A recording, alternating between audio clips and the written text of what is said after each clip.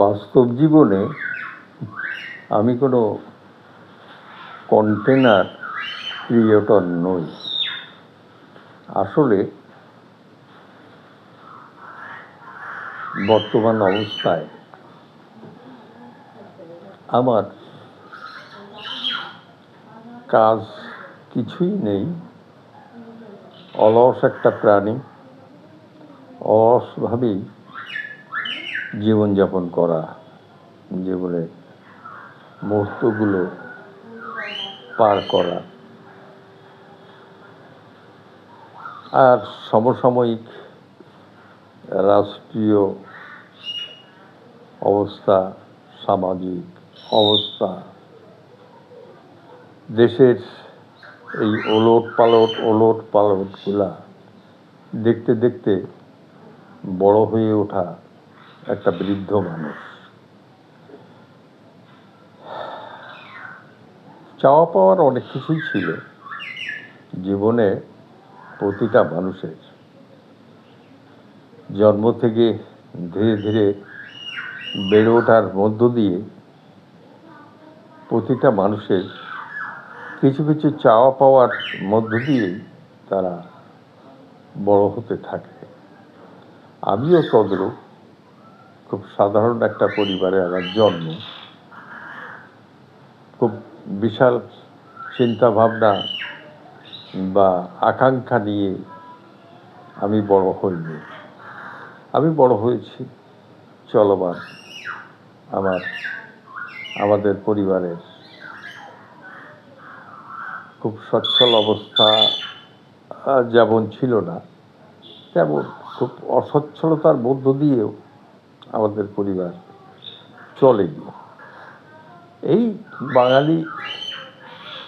বাঙালিদের কথায় যেটা বলে মোটা ভাত মোটা কাপড়ে চলা, অর্থাৎ কাউরের কাছে হাত পাততে হলো না, আবার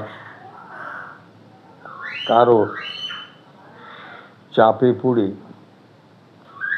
ধার দেনা করতে হলো না, বা উল্টাপাল্টা অনেক লম্বা চওড়া আকাঙ্ক্ষা পূরণ করার জন্যে কোনো নীতি বহির্ভূত কাজকামের মধ্যে জড়াতে হলো না। এমনই একটা পরিবারে আমার জন্ম। কাজ কিছুই নেই বর্তমানে, ছিল এক সময় প্রচুর ব্যস্ততা, প্রচুর কাজ, এগুলো মধ্য দিয়েই আমার জীবন কেটেছে। এখন একেবারেই বসে বসে অবসর সময় পার করা, এটাই এখন কাজ। তবে একেবারে তো মানুষ আর নির্লিপ্ত থাকতে পারে না, সে কিছু না কিছু করে।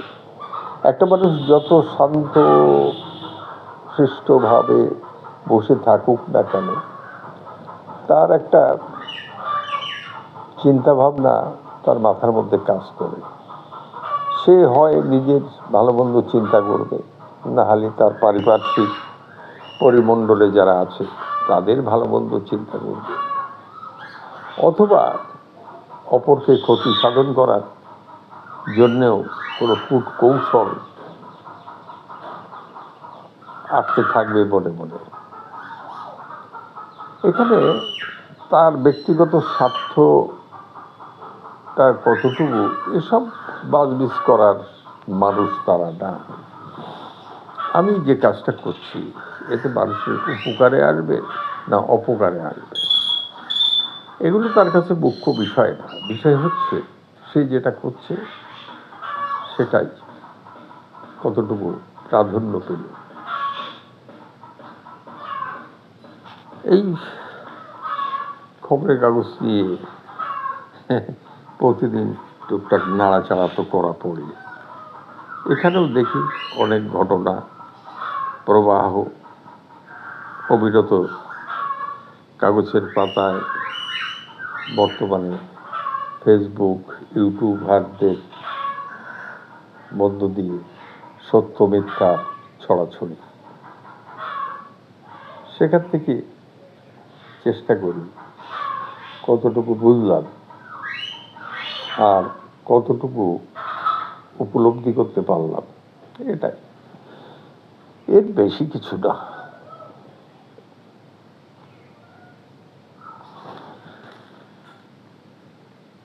ফজলুর রহমান নামক বিএনপির একজন খুব বলশালী, ক্ষমতাশালী, অহংকারী একটি মানুষ।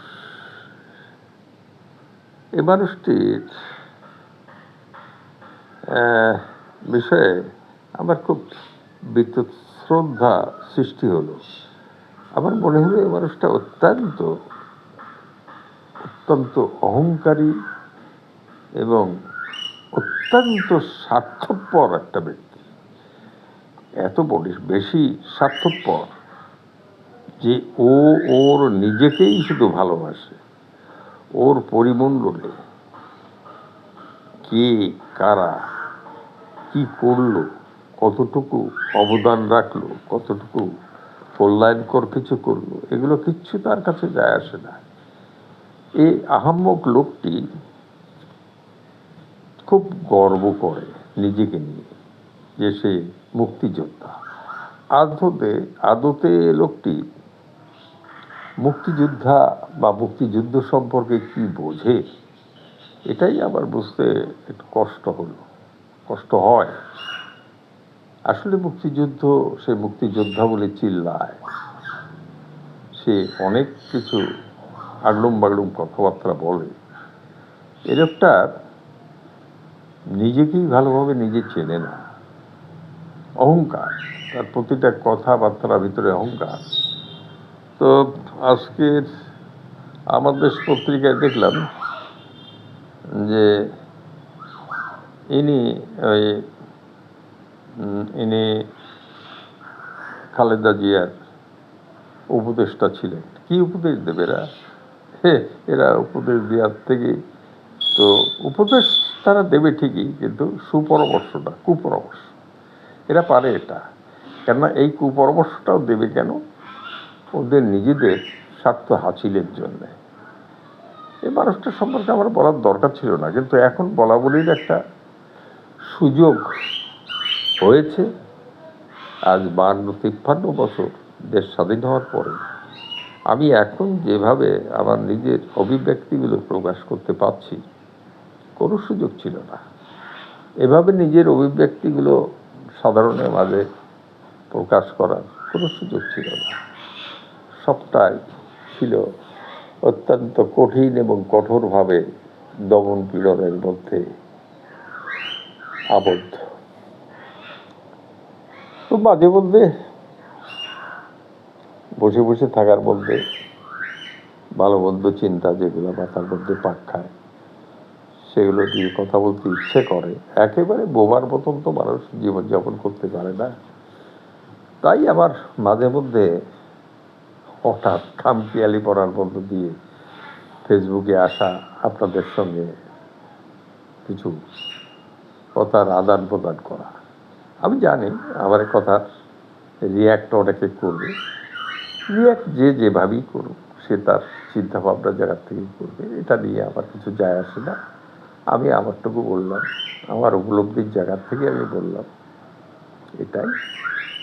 আবার আপনারাও বলবেন, আমি শুনবো, অধৈর্য হব না, অধৈর্যই লাভ। আপনি যেভাবে চিন্তা করেন সেভাবেই বলবেন, আমি যেভাবে চিন্তা করবো সেভাবেই বলবো। একে অপরের সঙ্গে আমাদের মত বিনিময়ের মধ্য দিয়ে একটা জায়গায় আমরা পৌঁছাবো। সেটাই ডেমোক্রেসি, সেটাই গণতন্ত্রের সৌন্দর্য বলে আমি মনে করি।